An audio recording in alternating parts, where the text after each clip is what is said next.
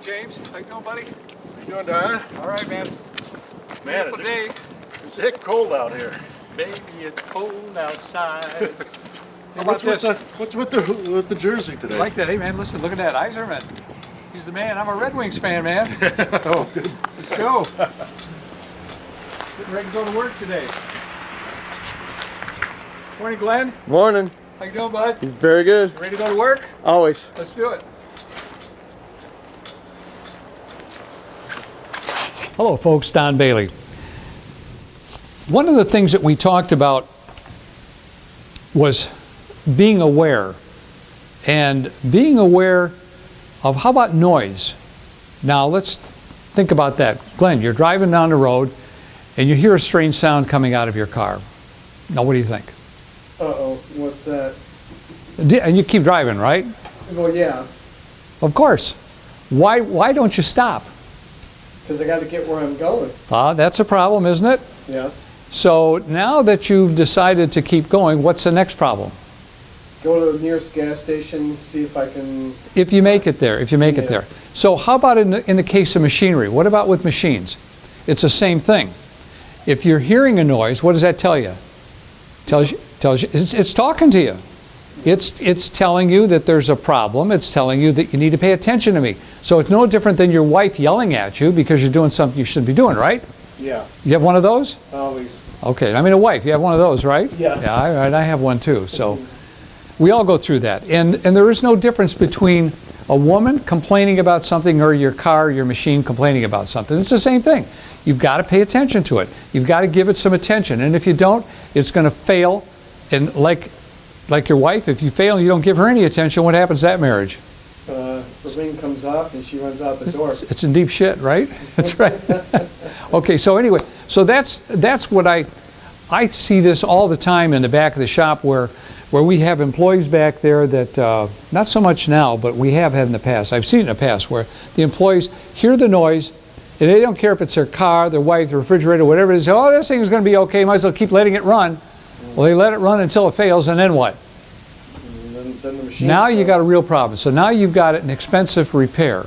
Instead of stopping and fixing it now, making it a little easier to deal with probably, then running it till it just breaks. So as a tool maker or as a machinist, my best advice to you is listen to it talking to you. Listen to what it's saying. It's telling you, be quiet. Listen to me. And when you hear that strange sound, shut it down. Save yourself the aggravation of having a machine that's going to break big time. And it could be damaging, not just to the machine, but to you. So again, pay attention to it and listen to what it has to say, whether it's your wife or the machine.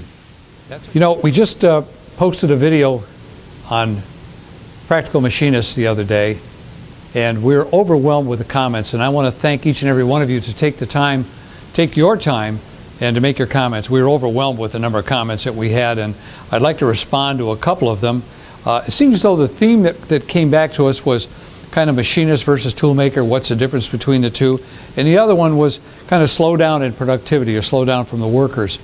And I'm going to read some of those. Unfortunately, I just can't read them all, but again, thank you for your comments. They're very important, and we'd love to have your feedback and continued comments. And it's our intention to give everybody as much airtime as we can to talk about all the things that you've mentioned. JR from Iowa talks about he used to have a passion and he kind of lost it. Some of the problems and the challenges that he has had. It's interesting to hear that he dropped out of the business primarily because he was concerned about losing a couple of fingers, and I think he suffered from a little boredom as well. We talked about boredom. We talked about how boredom doesn't have to be there, about how you can make it go away. And we'll talk about that again. BHIG Dog, the big killer for him was the repetitive task. Well, remember we talked about the repetitive tasks and how you can avoid some of that. Can't do it all the time, but there are times that you can make it a challenge. For example, as we talked about, if you're going to make 30 pieces a day, why can't you make 31 tomorrow or 35 tomorrow? So there's a way to make that challenge and to make that challenge interesting. So it can be fun and it can be enjoyable, but it's up to you to make that happen. We have Antarctica who comments, the only problem is that usually the people that will take the time to listen to what you're saying are probably the people that least need it. Well, that's true. But how do you get those people to listen? You can take them to, what's that old saying? You can take a horse to water, you can't make them drink, right? Mountain Dew. Okay, Mountain Dew had a great comment. He said his passion is fast cars, fast women, but toolmakers is a close third. Well, that's great, but try taking that to the grocery store and spending it. So anyway, the comments that have been coming in have been terrific, and I want to thank you again for all of your comments.